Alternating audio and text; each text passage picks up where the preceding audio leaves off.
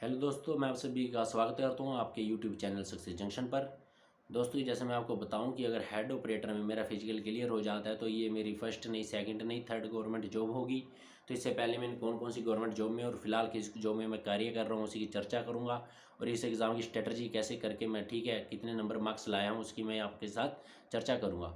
तो दोस्तों, मैं फ़िलहाल रेलवे में सीनियर LP के पद पर तैनात हूँ और मेरी पोस्टिंग मेरे होम टाउन के पास है।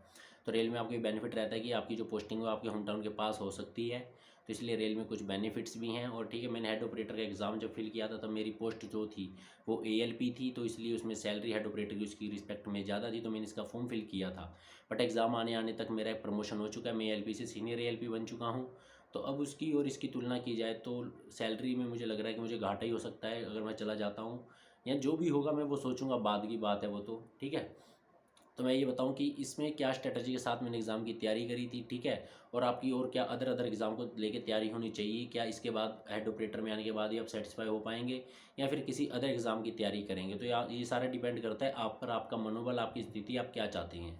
तो जैसे कि हम बताते हैं, हम हमारे दोस्त जितने हम रेलवे में आए थे, काफ़ी अच्छी तैयारी के साथ बाद हम रेलवे में पहुँचे, एज ए LP हम सेलेक्ट हुए। उसके बाद फिर हम और एग्ज़ाम की तैयारी करने का हमने मन बनाया, तो उसी टाइम पे ये भर्ती का जो फार्म आ चुका था उसमें हमने फिल कर दिया और बहुत ही अच्छे मन से हमने अपनी तैयारी स्टार्ट करी। मगर इसके एग्ज़ाम का कुछ पता ना होने के कारण इसकी तैयारी को हमने बंद कर दिया। फिर इसकी तैयारी लापता होगी क्योंकि एग्ज़ाम की डेट भी लापता हो गई। तो फिर काफ़ी टाइम बाद एक बात आई कि हाँ भी इसका एग्ज़ाम के लिए सरकार का पूरा मन बना लिया है, तो हम भी तैयारी में थोड़ा थोड़ा जुट गए। तो हमने GK हिंदी पढ़ना स्टार्ट कर दिया, मैथ रीजनिंग की हमें कोई खास ज़रूरत रही नहीं। तो उसके बाद मैं आपको बता दूं कि मेरा इसमें स्कोर है वो 122 क्वेश्चन रहा है, ठीक है। और नंबर की बात करें तो 305 नंबर मेरे बन रहे हैं। तो जनरल कैटेगरी से आता हूँ, इसमें क्या चांस रहेंगे, क्या पॉसिबिलिटीज़ रहेंगी, तो अभी मैं कुछ ऐसा कह नहीं सकता क्योंकि इसकी कट ऑफ के मुझे हायर जाने के चांस लग रहे हैं। कि जैसा कमेंट्स में या बच्चों को या जैसे डाटा आता है तो पता चलता है काफ़ी बच्चों को 125 प्लस क्वेश्चन तक भी सही हैं। तो इसकी कट ऑफ के चांस 120 तक रुकने के होंगे या नहीं होंगे, या मैं इस जॉब को ज्वाइन करता हूँ या नहीं करता हूँ, तो वो सारी कंडीशंस अपने टाइम टू टाइम डिपेंड रहेंगी।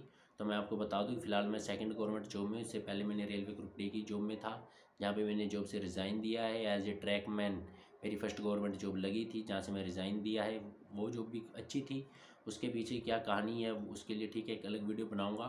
फ़िलहाल आपको यही है कि आप मोटिवेट रहें, ठीक है। अगर आपका एग्ज़ाम में सिलेक्शन होने के पूरे चांस हैं तो जब तक रिज़ल्ट आके मेरिट नहीं आ जाती तब तक आप इसको फुल भरोसे पे मत लें, तब तक आप अदर एग्ज़ाम की तैयारी करते रहें। क्योंकि हमने भी जब तक इससे पहले एग्ज़ाम दिए हैं तो बहुत सारे एग्ज़ाम ऐसे रहे हैं जिसमें हमें बहुत उम्मीद रही है कि मेरिट आ जाएगी, हमने अपनी पढ़ाई सब कुछ बंद तक कर दिया है और उसमें मेरिट में नाम आने के बाद तो वो कितने महीने का जो लूप होल हो जाता था हमारा पढ़ाई से, तो उसका फिर हमें नुकसान जो है हमें झेलना पड़ता है। तो मैं बच्चों आपको यही सलाह दूंगा कि अगर आपके नंबर आने की पूरी उम्मीद है, ठीक है, या थोड़ी कम उम्मीद है, चाहे बहुत ज़्यादा उम्मीद है, तब भी आप अपनी पढ़ाई ना छोड़ें, ठीक है। अदर एग्ज़ाम के फॉर्म डाल दें।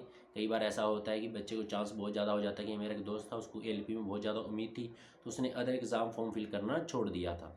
बाद में वो ALP में सेलेक्ट नहीं हो पाया। तो फिर कई एग्ज़ाम थे जिनके एग्ज़ाम तो आ रहे थे मगर उसने फॉर्म फिल नहीं किया था। तो बाकी दोस्त तो एग्ज़ाम देने जा रहे थे मगर वो बच्चा एग्ज़ाम देने नहीं जा रहा था। तो फिर काफ़ी टाइम उसका ऐसे 1-2 साल बेकार हो गए। उसने फिर दोबारा से जब तक तैयारी में आया तब तक कंपटीशन का लेवल और ज़्यादा हाई हो चुका था। तो दोस्तों, मेरी आप सभी को यही सलाह है कि अगर जब तक आपका मेरिट में नाम नहीं आ जाता, आपकी ज्वाइनिंग नहीं हो जाती, तब तक फॉर्म भरना और एग्ज़ाम की तैयारी करना कभी ना छोड़ें, ठीक है। ऐसी गलती बिल्कुल मत करें। तो सभी बच्चों को ऑल द बेस्ट है, शुभकामनाएं हैं फिजिकल के लिए और फाइनल सिलेक्शन के लिए। तो ऑल द बेस्ट है, मिलते हैं जल्दी।